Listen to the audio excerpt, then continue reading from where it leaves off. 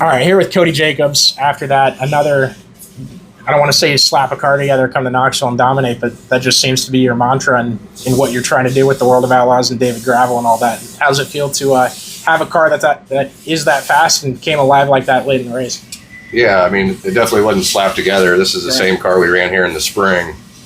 And we kind of got outside our box a little bit from what we normally do here in the springtime, and we just weren't very good. So we just kind of went back to the notebook and went back to the bread and butter that we know we've had success with in the past, and kind of worked off of it a little bit, and it all came together. And I felt like we were really good there, and David hustled real hard. Starting eighth isn't easy to win these races, so we were maneuverable enough, and he did a good job hustling up through there. How much did that moisture in the track help it feel like a normal Knoxville track tonight as compared to April, and how close was that to what we'll see at Nationals? Yeah, I mean, it always feels like it's always a little bit different when Nationals comes around, but that was I felt like that was more traditional Knoxville than it was maybe in the spring. It was narrow grip.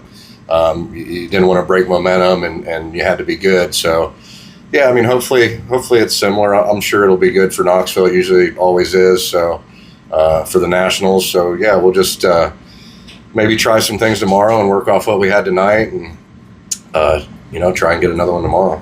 I'm not trying to downplay it, but David's obviously dominating the series, out front every night, leading the points. Does it feel any different with the situation with High Limit now? Is there still an extra gear when you face those guys, like, we got to go prove we're the best now? Or is it still, we're dominating the Outlaw season like we plan to do, and no matter who was racing here, we'd probably still be doing the same thing?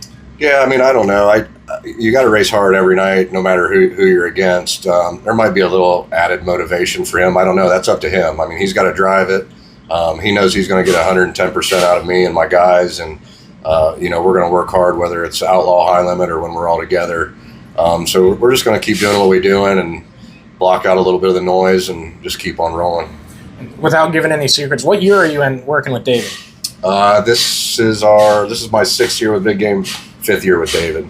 How have you guys been able to gel as well as you have? Because it feels like you guys consistently got better and better and better until you were at the top, and you've stayed there. It hasn't been a blip on the radar. It's been consistent results. Yeah, I mean, it just takes time. I mean, I think time's the biggest thing. The more you're around each other, the more you race together, the better you get. You kind of learn each other's language without even talking to each other, and it's just a chemistry thing. And you've seen it. History in the past with Donnie Schatz and Rick Warner and a lot of Steve Kinzer and Gherkin and those guys, and it just takes time being together.